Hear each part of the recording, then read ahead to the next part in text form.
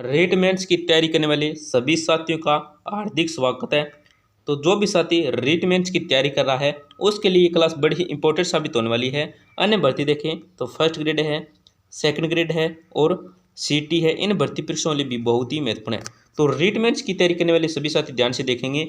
यहाँ पे आपका ये जो उत्तर है ना, इनके साथ आपके प्रश्न भी याद हो जाएंगे। इस तरह से हम इन प्रश्नों का अध्ययन करेंगे, बहुत ही महत्वपूर्ण है। ऐसा ना हो कि ये प्रश्न आए एग्जाम में, ये प्रश्न आए, जरूर नहीं ये प्रश्न है 4 नंबर प्रश्न है, 5 नंबर प्रश्न है, 2 नंबर प्रश्न है, ये भी आ जाए और आप क्या कंफ्यूज हो जाते हैं। क्योंकि ज़्यादातर जिन बच्चों की तैयारी होती है ना, वो ओनली 2 ऑप्शनों में अटक जाते हैं। तो मतलब ये सही है या ये सही है, तो ध्यान से देख लेना, बहुत ही महत्वपूर्ण प्रश्न है। आपका 1 नंबर प्रश्न है, पिपल पूर्णिमा किस तिथि को होती है। दोस्तों, जो पिपल पूर्णिमा होती है ये किस तिथि को होती है, तो ऑप्शन आपके वैशाख पूर्णिमा है, माघ पूर्णिमा है, श्रावण पूर्णिमा है, आश्विन पूर्णिमा है। तो यहाँ पे जो आपका सही उत्तर होगा वो हो जाए ऑप्शन नंबर ए। क्या ऑप्शन नंबर ए आपका सही उत्तर हो जाएगा। वैशाख पूर्णिमा क्या है दोस्तों, पिपल पूर्णिमा होती है। प्रश्न ए बी से ऐसे भी आ सकता है, पिपल पूर्णिमा कब मनाई जाती है या पिपल पूर्णिमा संबंधित है। तो आपका सही उत्तर क्या हो जाएगा, ऑप्शन नंबर ए हो जाएगा, Vaishakh Purnima. Option number A आपका सही उत्तर हो जाएगा। बहुत ही महत्वपूर्ण प्रश्न है, ध्यान से देख लेना। आपका अगला प्रश्न क्या है, देखो ध्रुवपद क्या है। ध्रुवपद गायकी के 4 खंडों में से असंगत युग्म है। दोस्तों, पहले तो मैं आपको बता देता हूँ, ये जो 2 नंबर प्रश्न इस तरह से मतलब प्रश्न ज़्यादा आते हैं, चाहे वो रिटमेंट्स हो, सेकंड ग्रेड हो, फर्स्ट ग्रेड हो। एक तो इस तरह से आते हैं प्रश्न ज़्यादा, एक आते हैं दोस्तों इस तरह आएंगे कि निम्न में से कौन सा कथन असत्य है या कौन सा कथन सत्य है। तो वहाँ पे 4 ऑप्शन दे दिए जाए। अगर असत्य पूछेगा तो एक ऑप्शन क्या आ जाएगा, असत्य आएगा।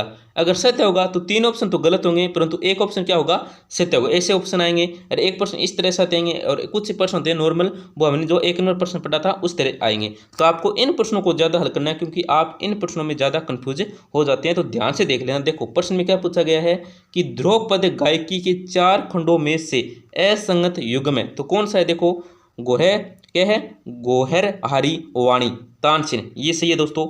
डागुर वाणी ब्रजानंद डागर, ये भी सही है। सी क्या है, खंडारण वाणी समोखन सिंह है, ये भी सही है दोस्तों। डी क्या है, नोहर वाणी गज सिंह, ये क्या गलत है, क्योंकि यहाँ पे देखो द्रौपद गायकी के 4 खंडों में से असंगत पुतन है, तो ये सही है कथन, ये भी सही है खंड, ये भी सही है। परंतु ये जो नोहर वाणी है ना दोस्तों, ये गज सिंह की नहीं है दोस्तों, ये है श्रीचंद नोहर। किसकी है, श्रीचंद नोहर की। किसकी है, श्रीचंद नोहर की है। तो यहाँ पे जो आपका सूत्रों का नंबर क्या हो जाएगा, ऑप्शन में डी हो जाएगा, क्योंकि नोहर वाणी है ये श्रीचंद नोहर की है और जयपुर से संबंधित है। कहाँ से संबंधित है, जयपुर से संबंधित है, ये आपको याद रखना है। तो यहाँ पे असंगत पूछा है, तो ऑप्शन में डी आपका सूत्र हो जाएगा, नोहर वाणी गज सिंह है। आपका अगला प्रश्न क्या देखो, 3 नंबर प्रश्न क्या देखो कि राजस्थान में सीताफल उत्कृष्टता केंद्र कहाँ पर स्थापित किया गया।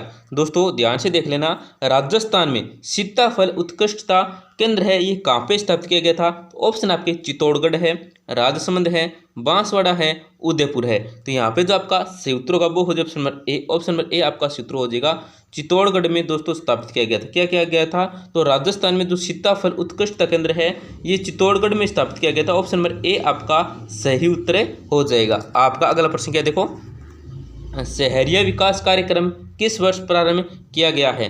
दोस्तों, शहरीय विकास कार्यक्रम किस वर्ष प्रारंभ किया गया है, तो ऑप्शन आपके वर्ष 1985-86 है, वर्ष 1995-96 है, वर्ष 1977-78 है, वर्ष 1974-75 है। तो यहाँ पे जो आपका सही उत्तर होगा वो हो जाए ऑप्शन नंबर सी। क्या ऑप्शन नंबर सी आपका सही उत्तर हो जाएगा, वर्ष 1977-78 है। आपका अगला प्रश्न क्या देखो, ध्यान से देख लेना, राज्य में कांच के उद्योग के लिए प्रसिद्ध शहर है। दोस्तों, राजस्थान के अंदर कांच के उद्योग के लिए जो प्रसिद्ध शहर है ये कौन सा है। ऑप्शन आपके धौलपुर है, डीग है, कोटा है, ब्यावर है।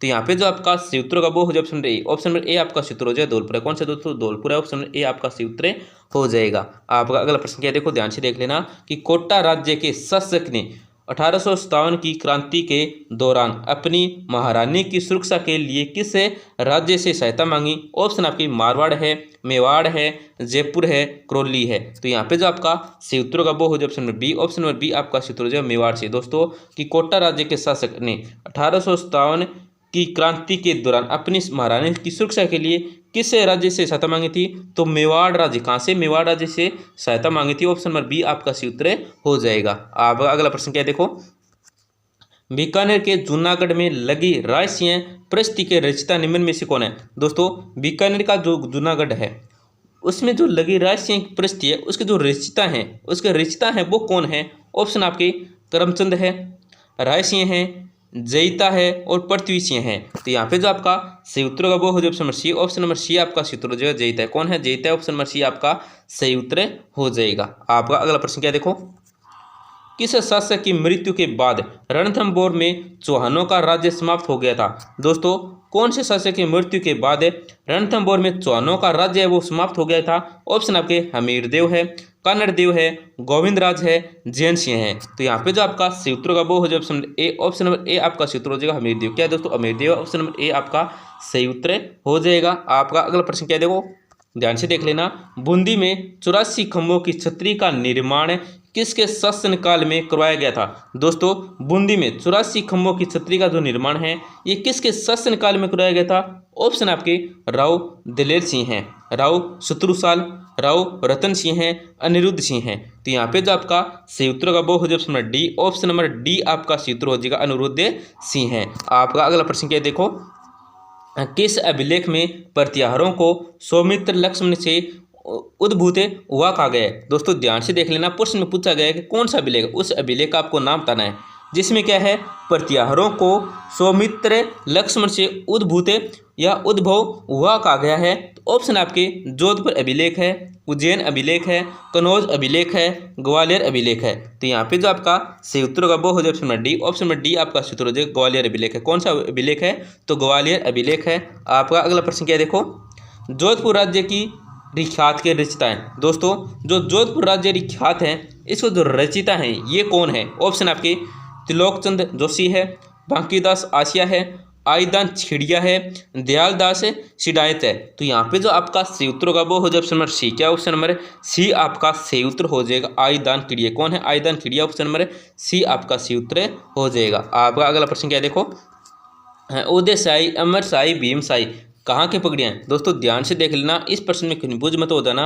जो उदय शाही हैं, अमर शाही हैं, भीम शाही है, ये कहाँ की पगड़ियाँ हैं? ऑप्शन आपके डूंगरपुर है, जोधपुर है, मेवाड़ है, बीकानेर है। तो यहाँ पे जो आपका सही उत्तर होगा वो हो जाएगा ऑप्शन नंबर सी। क्या ऑप्शन नंबर सी आपका सही उत्तर हो जाएगा मेवाड़ के। कहाँ के दोस्तों? मेवाड़ के, ये आपको याद रखना है। ऑप्शन नंबर सी आपका सही उत्तर हो जाएगा। आपका अगला प्रश्न क्या देखो, ढूंढार क्षेत्र में मेले के अवसर पर गाया जाने वाला गीत है। दोस्तों ढूंढार क्षेत्र है, ढूंढार क्षेत्र में जो मेले के अवसर पर गाया जाने वाला गीत है ये कौन सा है? ऑप्शन आपके गुड़ला है, रतन राणा है, कागा है, पंचीड़ा है। तो यहाँ पे जो आपका सही उत्तर होगा वो हो जाएगा option number D. Option number D आपका सही उत्तर हो जाएगा पंचीड़ा है। कौन से दोस्तों? पंचीड़ा है। आपका अगला प्रश्न क्या देखो, निम्नलिखित में से कौन सा ख्याल का एक रूप नहीं है? दोस्तों यहाँ पे 4 ऑप्शन दे रखे हैं, इनमें से कौन सा ऑप्शन जो क्या ख्याल का रूप नहीं है? क्या है? ख्याल का रूप नहीं है। ऑप्शन आपके रासदारी है, गाहा है, सांग है और क्या है? टप्पा है। तो यहाँ पे जो आपका सही उत्तर होगा वो हो जाएगा option number B. Option number B आपका सही उत्तर हो जाएगा गाहा है। क्या है? गाहा है। ऑप्शन नंबर बी आपका सही उत्तर हो जाएगा। आपका अगला प्रश्न क्या देखो, राजस्थान का कौन सा लोक नृत्य केवल महिलाओं द्वारा किया जाता है? दोस्तों राजस्थान कौन सा लोक नृत्य है जो केवल क्या है महिलाओं द्वारा किया जाता है? ऑप्शन आपके घूमर नृत्य है, संक्रिय नृत्य है, भवाई नृत्य है, अग्नि नृत्य है। तो यहाँ पे जो आपका सही उत्तर होगा वो हो जाएगा option A. Option number A आपका सही उत्तर हो जाएगा। कौन सा है? घूमर नृत्य है। आपका अगला प्रश्न क्या देखो, उनियारा चित्रकला शैली पर किन 2 शैलियों का समन्वित प्रभाव दिखाई देता है? दोस्तों उनियारा चित्र के लिए कौन सी है? उनियारा चित्र शैली कला है। इस शैली पर किन 2 शैलियों का, कौन सी 2 शैलियां हैं जिन्हें क्या दोस्तों समन्वित प्रभाव दिखाई देता है? तो ऑप्शन आपके जयपुर व बूंदी शैली है, मेवाड़ व बूंदी शैली है, जयपुर व किशनगढ़ शैली है, किशनगढ़ में मेवाड़ शैली है। तो यहाँ पे जो आपका सही उत्तर होगा वो हो जाए option number A. Option number A आपका सही उत्तर हो जाए क्या है दोस्तों? जयपुर व बूंदी शैली है। कौन सी है दोस्तों? जयपुर व बूंदी शैली है। आपका अगला प्रश्न क्या देखो कि जैसलमेर पतंग महोत्सव का आयोजन कब होता है? दोस्तों जैसलमेर पतंग महोत्सव या जैसलमेर में जो पतंग महोत्सव है उसका जो आयोजन होता है ये कब होता है? ऑप्शन आपके सितंबर है, अप्रैल है, फरवरी है, दिसंबर है। तो यहाँ पे जो आपका सही उत्तर होगा वो हो जाएगा option number C. Option number C आपका सही उत्तर हो जाएगा फरवरी। क्या दोस्तों? फरवरी है। ऑप्शन नंबर सी आपका सही उत्तर हो जाएगा। आपका अगला प्रश्न क्या देखो, मिस्किन साहब साहब की दरगाह कहाँ स्थित है। दोस्तों जो मिस्किन साहब साहब की दरगाह है ये कहाँ पे स्थित है। ऑप्शन आपके अजमेर है, बूंदी है, जयपुर है, नागौर है। तो यहाँ पे जो आपका सही उत्तर होगा वो हो जाएगा ऑप्शन नंबर सी। क्या ऑप्शन नंबर सी आपका सही उत्तर हो जाएगा, जयपुर है। क्या दोस्तों जयपुर में है, ऑप्शन नंबर सी आपका सही उत्तर हो जाएगा। आपका अगला प्रश्न क्या है देखो, ब्रज क्षेत्र धार्मिक विकास बोर्ड का कार्य क्षेत्र किन जिलों में है। दोस्तों ब्रज क्षेत्र धार्मिक विकास बोर्ड का जो कार्य क्षेत्र है ये किन जिलों में है। ऑप्शन आपके भरतपुर है, करौली है, जयपुर है, ए और दो दोनों है। तो यहाँ पे जो आपका सूत्र वो हो जाए ऑप्शन नंबर बी। क्या दोस्तों ऑप्शन नंबर डी आपका सूत्र हो जाएगा, ए और बी दोनों हैं। ऑप्शन नंबर डी के आपका सही उत्तर हो जाएगा भरतपुर और करौली। आपका अगला प्रश्न क्या देखो, दर्रा वन्य जीव अभ्यारण्य किस जिले में स्थित है। दोस्तों ये जो दर्रा वन्य जीव अभ्यारण्य है ये किस जिले में स्थित है। ऑप्शन आपके कोटा है, चित्तौड़गढ़ है, उदयपुर है, बारां है। तो यहाँ पे जो आपका सही उत्तर होगा वो हो जाए option number A. Option number A आपका सही उत्तर हो जाएगा कोटा में। कहाँ पे दोस्तों दर्रा वन्य जीव अभ्यारण्य तो कोटा में है। ऑप्शन नंबर ए आपका सही उत्तर हो जाएगा। तो दोस्तों क्लास के अंत में जरूर बताएं आपके इन 20 प्रश्नों में कितने प्रश्न सही हुए, कितने प्रश्न सही हुए तो जरूर बताएं।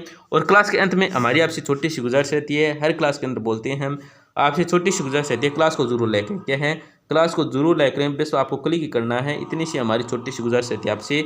और दोस्तों अपने दोस्तों के साथ जरूर शेयर करें जिससे वे भी महत्वपूर्ण प्रश्न देख सके। और दोस्तों अगर आप राजस्थान करंट अफेयर के महत्वपूर्ण प्रश्न देखना चाहते हैं, जो क्या करंट अफेयर के दोस्तों आपको पता है कि राजस्थान के हर एग्जाम में पूछे जाते हैं, तो राजस्थान करंट अफेयर के अगर आप महत्वपूर्ण प्रश्न देखना चाहते हैं तो हम क्या दोस्तों रोजाना शॉर्ट वीडियो के माध्यम से रोजाना 5 प्रश्न अपलोड करते हैं, महत्वपूर्ण प्रश्न। तो आप शॉर्ट्स वाला ऑप्शन है जो चैनल के अंदर, उस पर आप क्लिक करके रोजाना प्रश्न देख सकते हैं। शॉर्ट 1 या 2 मिनट का जो वीडियो होता है उसके अंदर हम अपलोड करते हैं, तो जरूर देखें। धन्यवाद, मिलते हैं अगली क्लास के अंदर।